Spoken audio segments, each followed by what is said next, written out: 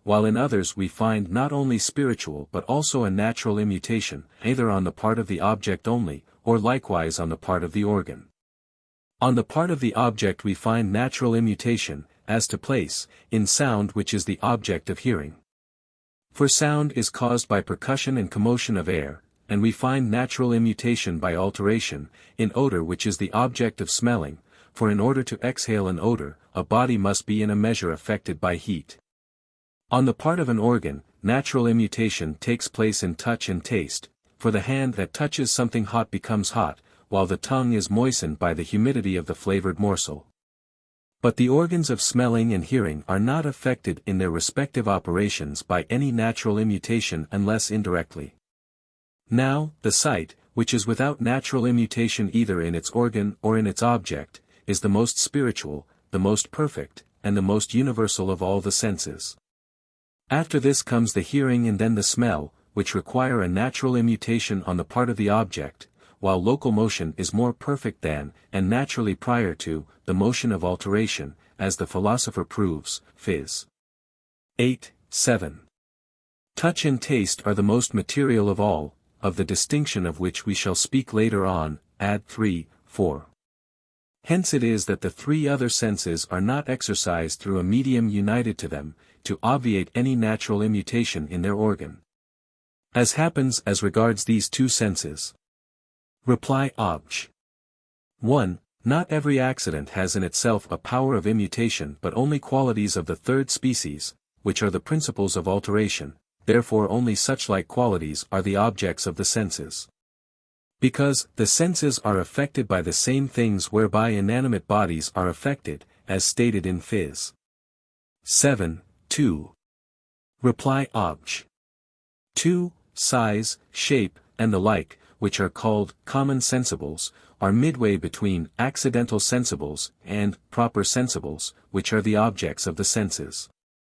For the proper sensibles first, and of their very nature, affect the senses, since they are qualities that cause alteration. But the common sensibles are all reducible to quantity. As to size and number, it is clear that they are species of quantity. Shape is a quality about quantity, since the notion of shape consists of fixing the bounds of magnitude. Movement and rest are sensed according as the subject is affected in one or more ways in the magnitude of the subject or of its local distance, as in the movement of growth or of locomotion, or again, according as it is affected in some sensible qualities, as in the movement of alteration. And thus to sense movement and rest is, in a way, to sense one thing in many. Now quantity is the proximate subject of the qualities that cause alteration, as surface is of color. Therefore the common sensibles do not move the senses first and of their own nature, but by reason of the sensible quality, as the surface by reason of color. Yet they are not accidental sensibles, for they produce a certain variety in the immutation of the senses. For sense is immuted differently by a large and by a small surface, since whiteness itself is said to be great or small, and therefore it is divided according to its proper subject. Reply obj. 3. As the philosopher seems to say, De Anima 2:11, the sense of touch is generically one, but is divided into several specific senses, and for this reason it extends to various contrarieties. Which senses, however, are not separate from one another in their organ, but are spread throughout the whole body, so that their distinction is not evident. But taste, which perceives the sweet and the bitter, accompanies touch in the tongue, but not in the whole body, so it is easily distinguished from touch. We might also say that all those contrarieties agree, each in some proximate genus, and all in a common genus, which is the common formal object of touch. Such common genus is, however, unnamed, just as the proximate genus of hot and cold is unnamed. Reply obj. 4. The sense of taste, according to a saying of the philosopher, De Anima 2:9, is a kind of touch existing in the tongue only. It is not distinct from touch in general, but only from the species of touch distributed in the body. But if touch is one sense only, on account of the common formality of its object, we must say that taste is distinguished from touch by reason of a different formality of immutation. For touch involves a natural,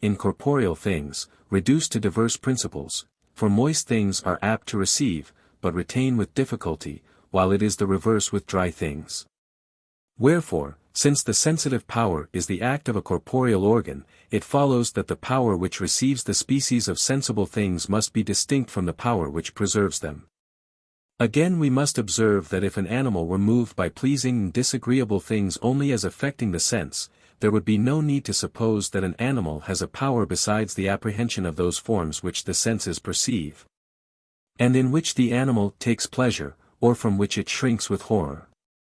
But the animal needs to seek or to avoid certain things, not only because they are pleasing or otherwise to the senses, but also on account of other advantages and uses, or disadvantages, just as the sheep runs away when it sees a wolf.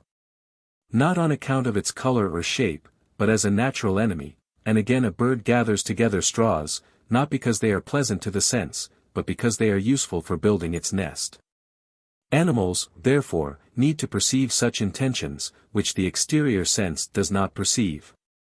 And some distinct principle is necessary for this. Since the perception of sensible forms comes by an immutation caused by the sensible, which is not the case with the perception of those intentions. Thus, therefore, for the reception of sensible forms, the proper sense and the common sense are appointed, and of their distinction we shall speak farther on, ad 1, 2. But for the retention and preservation of these forms, the fantasy, or imagination, is appointed, which are the same, for fantasy or imagination is as it were a storehouse of forms received through the senses. Furthermore, for the apprehension of intentions which are not received through the senses, the estimative power is appointed, and for the preservation thereof, the memorative power, which is a storehouse of such like intentions. A sign of which we have in the fact that the principle of memory in animals is found in some such intention, for instance, that something is harmful or otherwise. And the very formality of the past, which memory observes, is to be reckoned among these intentions. Now, we must observe that as to sensible forms there is no difference between man and other animals. For they are similarly immuted by the extrinsic sensible. But there is a difference as to the above intentions, for other animals perceive these intentions only by some natural instinct, while man perceives them by means of coalition of ideas. Therefore the power by which in other animals is called the natural estimative, in man is called the cogitative, which by some sort of collation discovers these intentions. Wherefore it is also called the particular reason, to which medical men assign a certain particular organ, namely, the middle part of the head, for it compares individual intentions, just as the intellectual reason compares universal intentions. As to the memorative power, man has not only memory, as other animals have in the sudden recollection of the past, but also reminiscence by syllogistically, as it were, seeking for a recollection of the past by the application of individual intentions. Avicenna, however, assigns between the estimative and the imaginative, a fifth power, which combines and divides imaginary forms, as when from the imaginary form of gold, an imaginary form of a mountain, we compose the one form of a golden mountain, which we have never seen. But this operation is not to be found in animals other than man, in whom the imaginative power suffices thereto. To man also does Averroes attribute this action in his book De Sensu et Sensibilibus, 8. So there is no need to assign more than 4 interior powers of the sensitive part, namely, the common sense, the imagination, and the estimative and memorative powers. Reply Obj. 1. The interior sense is called common not by predication, as if it were a genus, but as the common root and principle of the exterior senses. Reply Obj. 2. The proper sense judges of the proper sensible by discerning it from other things which come under the same sense, for instance, by discerning white from black or green. But neither sight nor taste can discern white from sweet, because what discerns between two things must know both. Wherefore the discerning judgment must be assigned to the common sense, to which, as to a common term, all apprehensions of the senses must be referred, and by which, again, all the intentions of the senses are perceived, as when someone sees that he sees.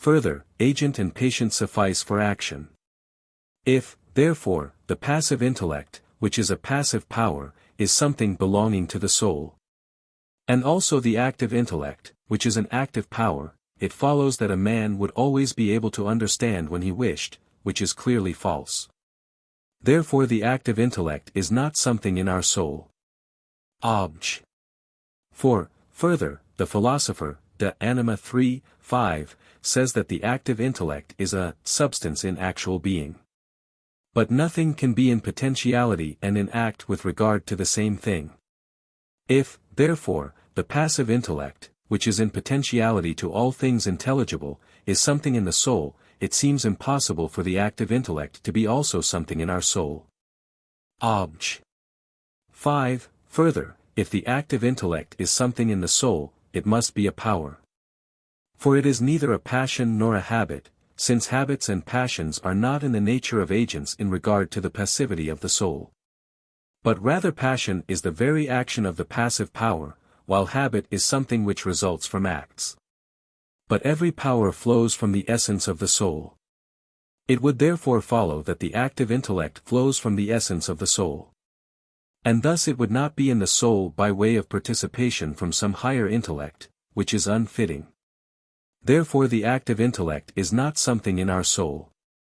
On the contrary, the philosopher says, De Anima 3:5, that it is necessary for these differences, namely, the passive and active intellect, to be in the soul. I answer that, the active intellect, of which the philosopher speaks, is something in the soul. In order to make this evident, we must observe that above the intellectual soul of man we must needs suppose a superior intellect, from which the soul acquires the power of understanding. For what is such by participation, and what is mobile, and what is imperfect always requires the pre-existence of something essentially such, immovable and perfect. Now the human soul is called intellectual by reason of a participation in intellectual power, a sign of which is that it is not wholly intellectual but only in part. Moreover, it reaches to the understanding of truth by arguing, with a certain amount of reasoning and movement. Again, it has an imperfect understanding. Both because it does not understand everything, and because, in those things which it does understand, it passes from potentiality to act. Therefore there must needs be some higher intellect, by which the soul is helped to understand. Wherefore some held that this intellect, substantially separate, is the active intellect, which by lighting up the phantasms as it were, makes them to be actually intelligible. But, even supposing the existence of such a separate active intellect, it would still be necessary to assign to the human soul some power participating in that superior intellect, by which power the human soul makes things actually intelligible. Just as in other perfect natural things, besides the universal active causes, each one is endowed with its proper powers derived from those universal causes, for the sun alone does not generate man. But in man is the power of begetting man, and in like manner with other perfect animals. Now among these lower things nothing is more perfect than the human soul. Wherefore we must say that in the soul is some power derived from a higher intellect, whereby it is able to light up the phantasms. And we know this by experience, since we perceive that we abstract universal forms from their particular conditions, which is to make them actually intelligible. Now no action belongs to anything except through some principle formally inherent therein, as we have said above of the passive intellect, 76 Quetzales, 1. Therefore the power which is the principle of this action must be something in the soul. For this reason Aristotle, De Anima 3:5, compared the active intellect to light, which is something received into the air, while Plato compared the separate intellect impressing the soul to the sun. As Themistocles says in his commentary on De Anima 3. But the separate intellect, according to the teaching of our faith, is God himself, who is the soul's creator, and only beatitude, as will be shown later on, 90 Quetzales, 3, 1-2, 3 Quetzales, 7. Wherefore the human soul derives its intellectual light from him, according to Psalms 4 verse 7, the light of thy countenance, O Lord, is signed upon us. Reply Obj. 1. That true light enlightens as a universal cause, from which the human soul derives a particular power,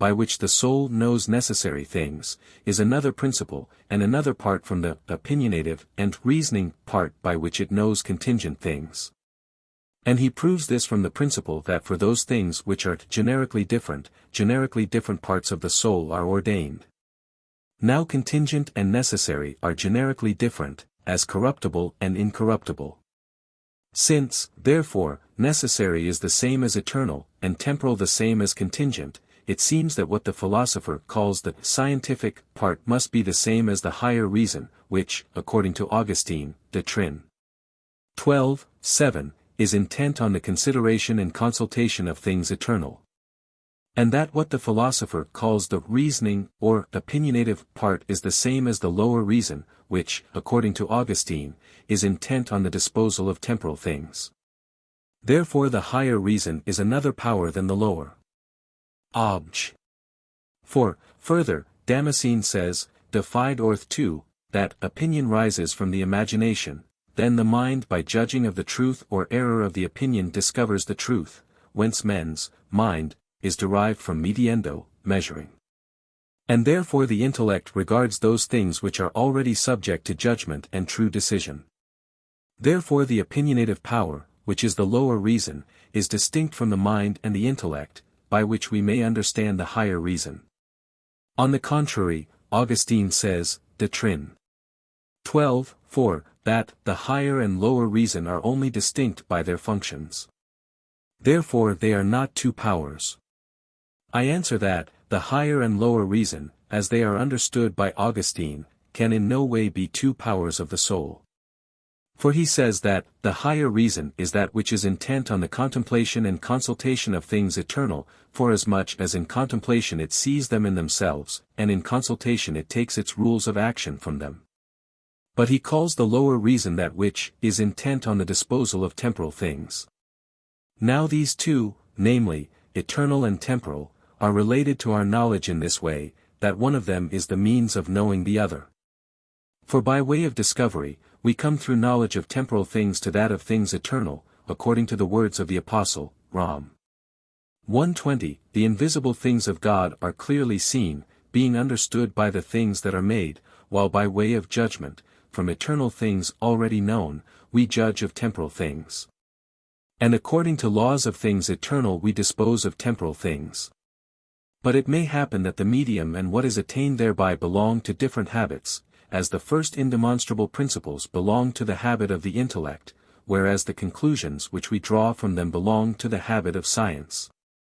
And so it happens that from the principles of geometry we draw a conclusion in another science, for example, perspective. But the power of the reason is such that both medium and term belong to it. For the act of the reason is, as it were, a movement from one thing to another. But the same movable thing passes through the medium and reaches the end. Wherefore the higher and lower reasons are one and the same power. But according to Augustine they are distinguished by the functions of their actions, and according to their various habits, for wisdom is attributed to the higher reason, science to the lower. Reply Obj. 1. We speak of parts, in whatever way a thing is divided. And so far as reason is divided according to its various acts, the higher and lower reason are called parts, but not because they are different powers. Reply Obj. 2. The lower reason is said to flow from the higher, or to be ruled by it, as far as the principles made use of by the lower reason are drawn from and directed by the principles of the higher reason. Reply Obj. 3. The scientific part, of which the philosopher speaks, is not the same as the higher reason, for necessary truths are found even among temporal things, of which natural science and mathematics treat. And the opinionative and ratiocinative part is more limited than the lower reason, for it regards only things contingent. Neither must we say, without any qualification, that a power, by which the intellect knows necessary things, is distinct from a power by which it knows contingent things, because it knows both under the same objective aspect, namely, under the aspect of being and truth.